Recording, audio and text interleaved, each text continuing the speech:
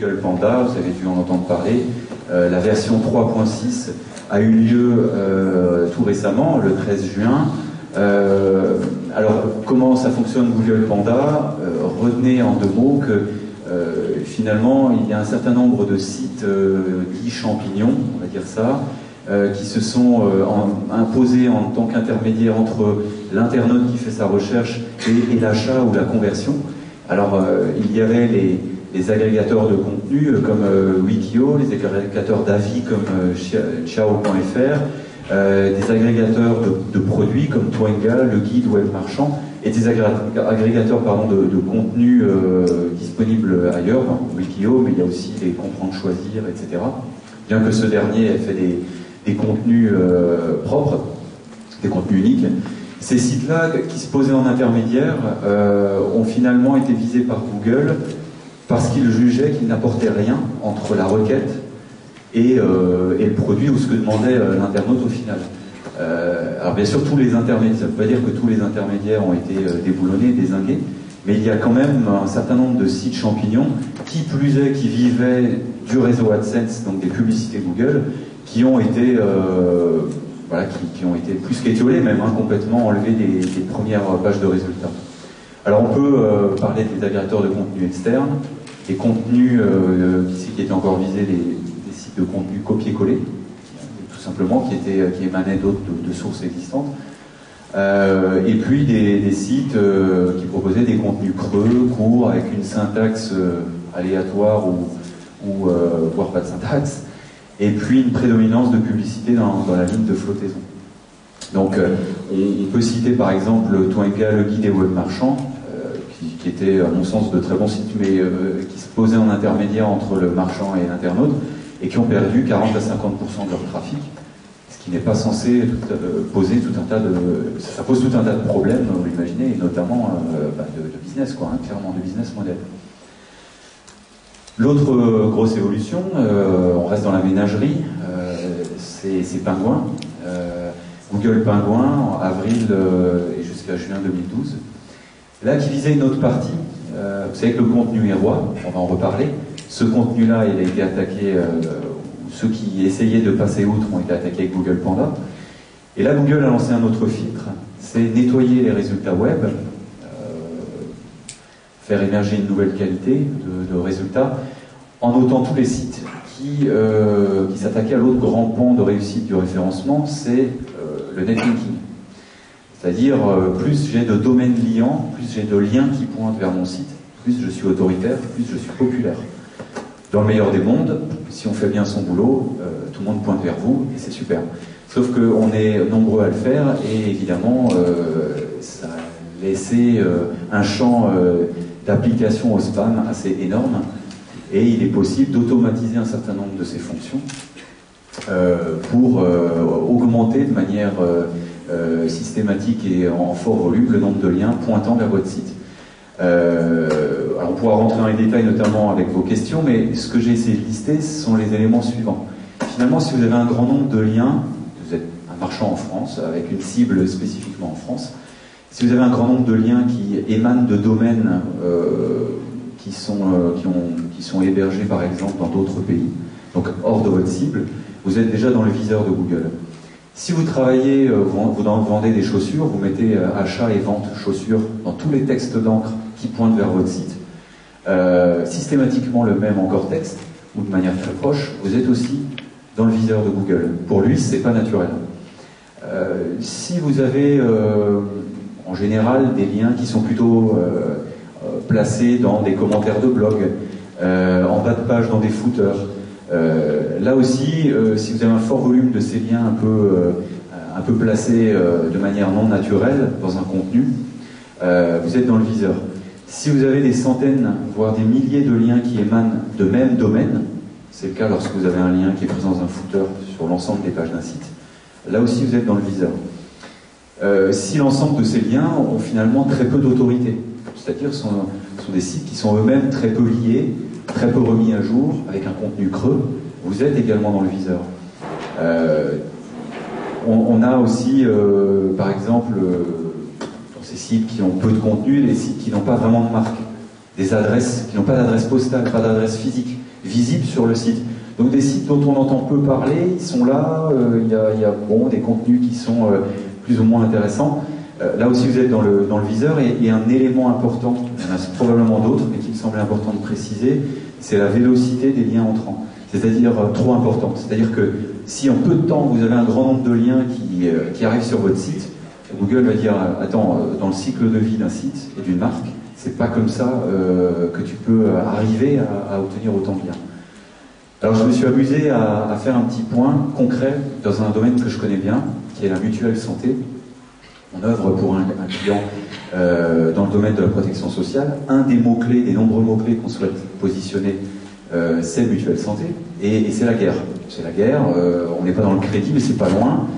Et alors on avait un site, on est aujourd'hui 20e, on a démarré, le site était au-delà de la 4e page, 40e résultat. On est aujourd'hui entre 15 et 20, ça dépend des jours. Et alors il y a un site qui s'est fait déboulonner, qui était systématiquement premier, qui s'appelle 1, 2, 3 Mutuelle. Alors pourquoi il s'est fait déboulonner? Moi j'ai regardé de plus près, j'ai utilisé un outil ici qui s'appelle Majestic SEO, qui vous permet d'obtenir dans l'historique la vue cumulative de ces liens, et cette fameuse vélocité, cette fameuse progression dans le temps. Et on a 100 000 liens en un an qui ont pointé vers ce site. Il s'est fait attraper et a été dézingué. Ici, j'ai mis notre client, Vauban Humanis, pour ne pas le nommer, mutuelleenfrance.net, qui est un intermédiaire, un comparateur de mutuelles, un mutuellemoincher.org, qui est un comparateur également. Vauban Humanis, c'est une marque, c'est pas un comparateur. Et voilà la chronologie et la diffusion telle qu'on l'a fait des liens. On y est allé très fort, mais on en a fait 35-40 000, quasiment sur 2 ans. Voire un peu plus, puisqu'on n'a pas démarré de zéro. Mais vous voyez, quand on a démarré quand ça commence à partir d'un cran. Et vous voyez que la ligne bleue et jaune, Mutuelle en France et mutuellemoincher.org,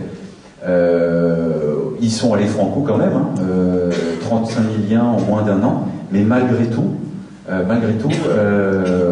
ils sont en place et ça fonctionne très bien. Donc la preuve qu'on peut faire fort, qu'on peut faire bien. Par contre, ils ont la particularité de proposer un contenu qui est intéressant. Voilà. Alors, j'ai pas mal de choses à vous dire, j'ai essayé de passer un petit peu plus rapidement. Tous ces changements qu'on voit, et Google Panda et Google Penguin en premier, ne vont que dans un seul sens, à mon avis. Clairement, c'est faire émerger la marque. Les marques sont bonnes pour les internautes, elles sont aussi bonnes pour le business de Google. Il y a tout intérêt à faire en sorte que ça fonctionne bien. Voilà, alors d'autres nouveautés dans Google, dans les résultats de recherche, qui sont de vraies opportunités. En août 2010, vous avez vu les sitelinks et les méga sitelinks pour une marque. Ici, j'ai tapé pour un de nos clients, Muséum d'Histoire Naturelle à Paris. Faites MNHN, et vous avez des sitelinks. En général, pour vos marques, pour votre marque à vous, quand vous la tapez dans Google, vous devez avoir ces sitelinks si votre site est bien conçu. Il y a aussi, et moi je l'ai remarqué notamment depuis le dernier Google Panda, Google favorise vraiment l'émergence la remontée de plein de résultats pour une seule et même marque dans Google. Ici, c'est Se Loger à Chat-Bureau-Lyon. Vous avez les 5-6 premières réponses émanent de Se Loger. Alors, ça pose plein d'autres questions. Hein. Moi, je ne suis pas totalement pour ce système-là. Pour le coup, tant mieux pour Se Loger. Mais je suis tombé jusqu'à 25 résultats de suite de Se Loger. Moi, j'ai rien contre Se Loger, ils font très bien leur boulot, c'est un super site, mais ça pose plein de questions pour l'utilisateur. Un autre point qui est arrivé, qui est une vraie évolution, je ne pense pas une révolution, mais une vraie évolution, c'est l'arrivée de Google+. Le réseau social de Google, ils l'ont poussé clairement de manière au forceps, hein, en disant voilà, dorénavant, par défaut, la page de résultats de recherche va intégrer avant tout des résultats personnalisés. Je suis logué en tant que David Eicholzer, j'ai des gens dans mes cercles, j'ai à peu près 300 personnes dans mes cercles. Si des personnes de ces cercles ont fait +1 sur les résultats, ces résultats vont apparaître plus haut pour ma page de résultats. Donc vous avez tout intérêt à à vous mettre sur ce logiciel, sur ce réseau social, à en parler à vos amis, etc., à avoir une vraie présence, à être très actif sur ces réseaux et à faire ressortir vos résultats. Vous voyez, à droite, j'ai mis également petite copie d'écran, c'est sur les AdWords. Sur les AdWords, également, les plus sains de mon cercle ressortent. Donc ici, pour forfait mobile, j'ai des personnes que je connais qui ont fait +1 sur Orange, enfin soch.fr, et on me dit, hey, tes amis aiment bien Soch, peut-être que tu aimerais bien aussi. Ça a l'air comme ça assez anecdotique, et en fin de compte, c'est assez énorme. On est, je ne sais pas combien on est aujourd'hui dans la salle, mais probablement que si vous êtes chacun logué avec votre mail Gmail, on aura quasiment tous des résultats un peu différents, émanant de ces cercles, émanant de la géolocalisation, voilà, c'est à peu près tous la même. En revanche, également de l'historique des 90 jours de navigation. Il y a encore d'autres éléments, mais tout ça fait que la recherche personnalisée est prépondérante et l'est de plus en plus. Donc quand à mes clients je fais une photographie de la visibilité de leur position, c'est une vision neutre, hors filtre, hors tout un tas de filtres, mais elle est presque erronée en réalité, quoi. Donc là on ne peut plus échapper à bien parler de sa marque et faire les choses dans le bon sens. Voilà, ça c'est les résultats personnalisés de Google. Vous voyez ici, je peux faire que personnel et j'ai que des résultats pour un mot-clé, pour le mot SEO qui ressort de mon cercle d'amis. Voilà. Alors, l'autre point, ce sont les signaux sociaux. Je pense que ça vaut le coup qu'on s'arrête un peu sur la question, le thème de la journée. Alors concrètement, Google Penguin fait un petit peu la misère aux gens qui exploitent trop le lien comme un facteur clé de succès de leur référencement.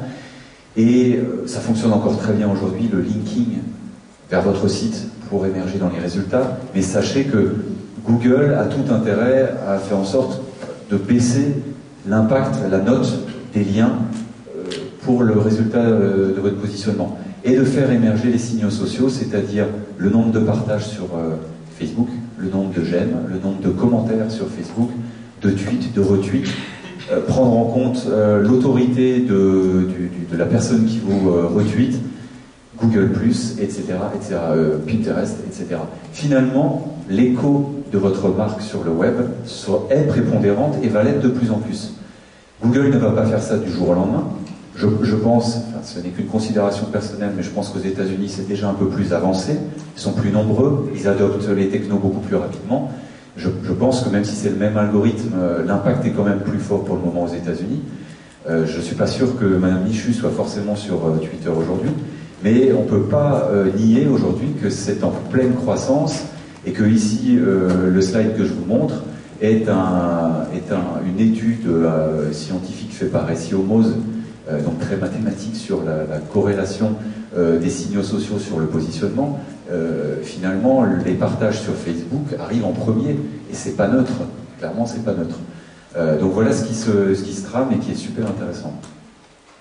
Alors un point aussi rapidement sur les signaux sociaux, c'est que en enfonçant un peu le clou, on va dire qu'il fut un temps, il n'y a pas si éloigné, la diffusion de liens était un peu l'apanage de personnes qui étaient des gens très connus sur le web, de la sphère, des top users. C'est plus tout à fait le cas.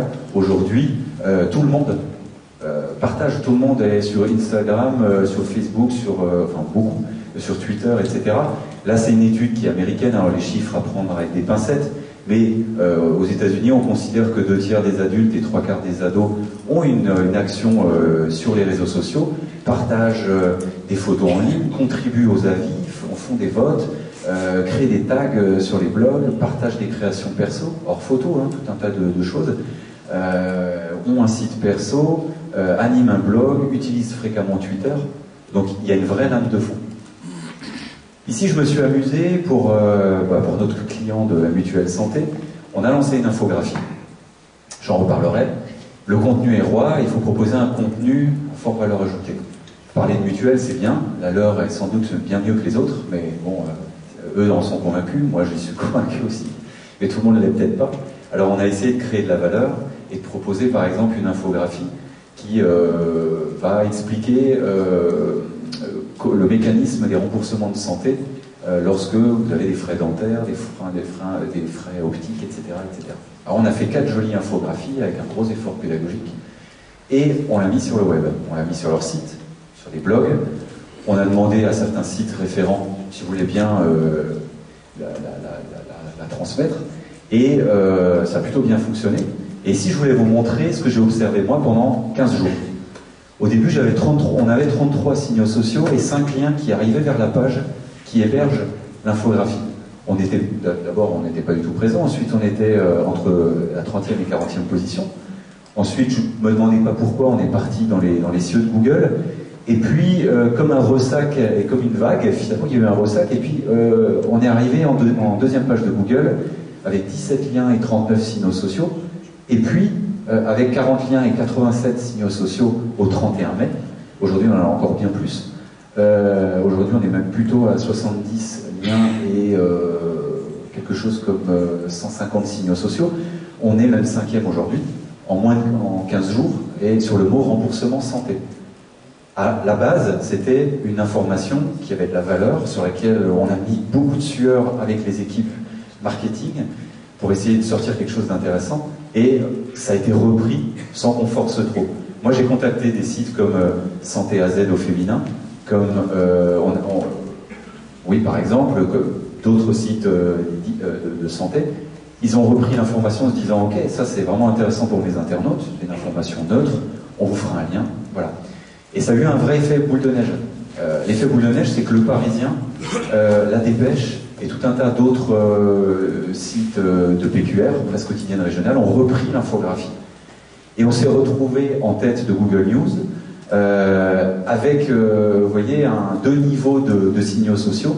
Aujourd'hui, on a plus de 450 signaux sociaux émanant de gens qui ont relayé notre information, et en plus, on était présent sur Google Actualité, etc., etc. Donc il y a eu un vrai effet boule de neige qui nous a permis d'émerger. Je vais aborder peut-être rapidement et laisser la parole à Alexandre juste après, quelques-uns des autres changements majeurs de Google. Dans les résultats de Google, il y a les rich snippets, donc les résultats enrichis. Vous voyez qu'au niveau des recettes, il y a des avis, les heures de cuisson, les calories pour les recettes, etc., etc. J'en ai mis tout un tas, on pourra vous donner le slide. Il y en a vraiment beaucoup, si vous avez des vidéos, etc. Ici, c'est le web sémantique. Vous posez une question sur des faits, sur des choses très factuelles, Google vous répond directement sans vous donner des sites. Il vous donne la réponse. Vous voulez savoir qui c'est qui a gagné entre le Heat et le Thunder sur les NBA Finals 2012, il vous donne les scores directement. Vous recherchez une chanson, David Bowie, il vous donne la liste des chansons, les principales. Vous cherchez un produit, il vous donne des liens vers des produits, etc. Ou les séances de cinéma. Au niveau local, vous avez directement des hôtels, des avis, des prix. Là, on n'est plus vraiment dans le site web, là, il y a vraiment un travail marketing et de communication. Donc finalement, il faut utiliser tous ces leviers-là pour être présent, et vous voyez que le référencement n'est plus simplement une affaire de balise H1, de balise title et de balise keyword. On n'en est plus du tout là. Le contenu est roi, vous pouvez faire des sites d'actualité, de communauté, de produits, d'études, de stats. Et un dernier point que je voulais aborder avec vous, c'est que toutes ces tactiques-là, le plus souvent, elles sont gratuites, ou en tout cas, elles ne valent pas très cher. Ils vous font un compte conseiller pour orchestrer ça, et après, vous pouvez avancer. C'est-à-dire que, qu'est-ce qui compte vraiment pour une entreprise? Les tactiques des concurrents, si c'est AdWords, bannière, display, publicité, de la marque en général, télévision, pub ou AdSense, tout ça est payant. Vous pouvez émerger avec d'autres tactiques qui sont celles-ci. Tout le marketing en trans, que les Américains appellent le inbound marketing, c'est ce dont on vient de parler. La présence sur d'autres sites avec des contenus à valeur ajoutée, des infographies, et on parle de vous à partir du moment où vous dégagez de la valeur à travers les réseaux sociaux, à travers le référencement naturel, la syndication de contenu, participation au forum.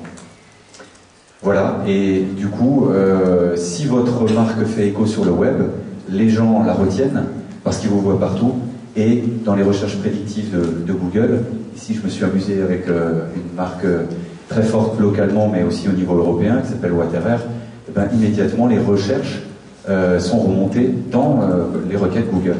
Voilà. Et également au niveau de la recherche, mais au niveau des recherches associées présentes dans les résultats de Google, vous voyez, forum, accessoires, prix, etc. Voilà ce qui se passe quand on fait bien son travail.